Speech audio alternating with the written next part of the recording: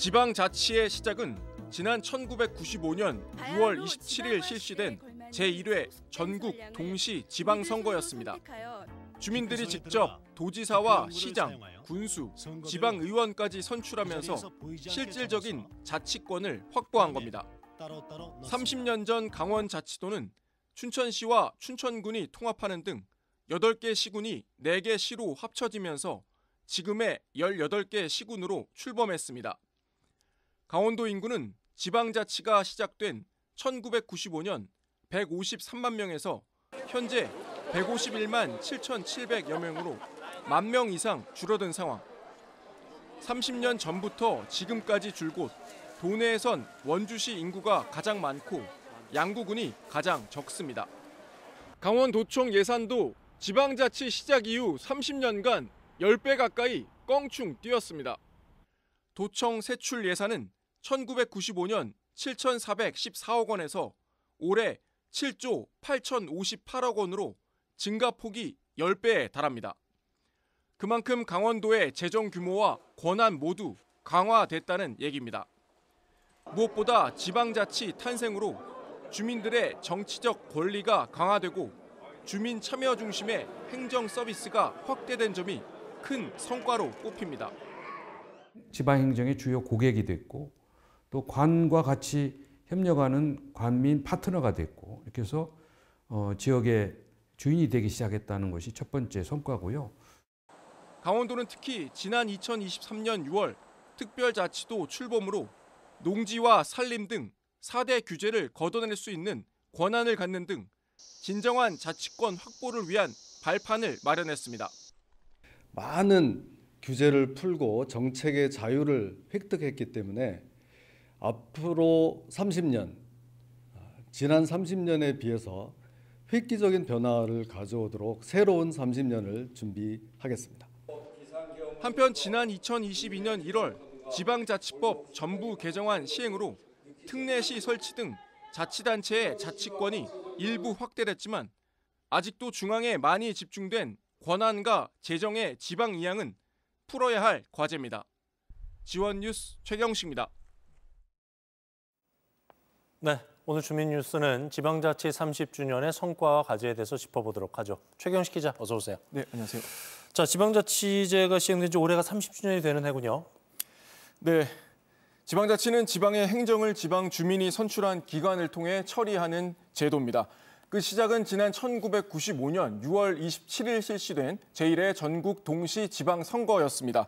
주민들이 직접 도지사와 시장, 군수, 지방의원까지 선출하면서 실질적인 자치권을 확보한 건데요. 자치단체장 직선제가 실시된 지 올해로 30주년이 되는 해인 겁니다. 지난 2022년 6월 치러진 제8회 전국 지방선거를 통해 현재 민선 8기 지방자치 시대를 맞고 있는 겁니다. 네, 이렇게 지방자치 시대가 열리면서 강원도에는 어떤 변화가 있었습니까? 먼저 강원도청만 놓고 보더라도 재정 규모와 권한이 확대됐습니다. 그래프를 보시면 도청 세출 예산은 지방자치가 시작된 1995년 7,414억 원에서 올해 7조 8,058억 원으로 10배 가까이 증가했습니다. 네. 반면 인구는 1995년 153만 명에서 현재 151만 7천여 명으로 10,000명 이상 줄었는데 저출산 여파가 원인으로 꼽힙니다. 무엇보다 지방자치 탄생으로 주민들의 정치적 권리가 강화되고 주민 참여 중심의 행정 서비스가 확대된 점이 큰 성과로 꼽힙니다. 특히 강원도로선 지난 2023년 6월 강원특별자치도 출범으로 진정한 지방자치를 실현할 절호의 기회를 맞았다고 할 수 있습니다. 현재까지 강원특별법 2차 개정으로 농지와 산림, 국방과 환경 등 4대 규제를 걷어낼 수 있는 권한과 교육 분야의 특례도 갖췄습니다. 지방의회도 여러 가지 변화가 많았을 것 같은데 이 도의회는 얼마만큼 성장을 했습니까? 네, 도의원의 주요 역할은 지역 주민의 생활 향상을 위한 정책을 수립하는 겁니다. 도중에 대한 감시와 견제는 물론 조례 제정과 개정, 예산 심의와 의결권도 갖고 있는데요.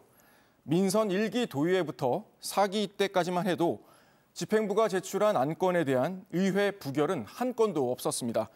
쉽게 말해 거수기 의회에 가까웠다는 얘기인 건데요. 하지만 민선 8기 들어 현 11대까지 오면서 집행부에 대한 비판과 견제 기능이 한층 강화되고 의정 활동도 갈수록 활발해지고 있다는 평가를 받고 있습니다. 물론 이제 지금 짚어주신 것처럼 지방자치 성과도 있었지만은 해결해야 될 과제, 풀어야 될 문제들도 있는 것 같아요. 그렇습니다. 지방 분권의 핵심은 재정 분권인데 현재 자치단체들의 재정 자립도가 매우 열악하다는 겁니다. 자치단체에서 재정을 집행하긴 하지만 재정 규모 등에 대한 권한은 여전히 중앙정부에서 움켜쥐고 있다는 게 문제입니다. 지방 소멸이 과속화되고 있는 점도 숙제인데요. 지도를 보시면 전국 17개 시도 가운데 강원도의 경우 4등급 소멸 위험 지역으로 분류돼 전국에서 세 번째로 소멸 위험 지역으로 분류됐습니다. 네. 이게 지역 소멸이라는 게 저출산이라든가 고령화 문제하고 맞닿아 있는데 강원도의 사정은 어떻습니까? 네, 지방자치가 첫 발을 뗀 30년 전과 비교를 한번 해봤습니다. 네. 그래프를 보시면요. 1995년 강원 지역 출생아 수는 19,524명. 그런데 2023년 출생아 수는 6,688명으로 3분의 1 수준으로 떨어졌습니다. 또 여성 1명이 가임 기간에 낳을 것으로 예상되는 평균 자녀 수죠. 2023년 0.893명으로 반토막이 났습니다. 아이를 낳지 않으니까 노인 인구 비율이 높아질 수밖에 없는 겁니다. 저출산 문제가 이제 갈수록 심각해지고 있는데 화천군의 출산 정책은 효과를 보고 있다고요? 어떤 얘기예요?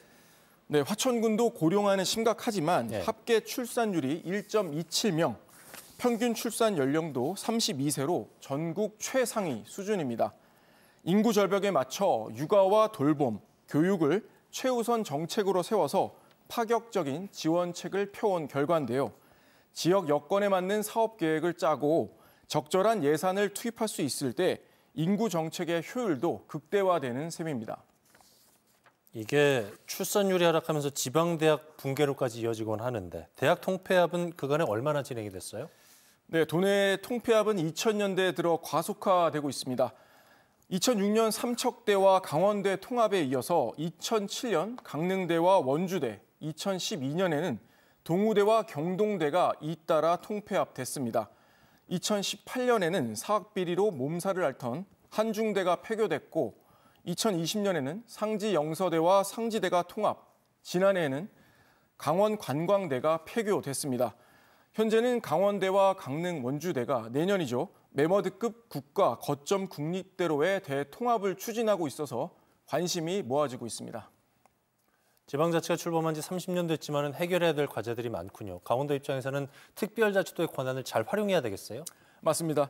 강원도가 입법 발의한 강원특별법 3차 개정안이 현재 국회에 계류 중에 있는데요.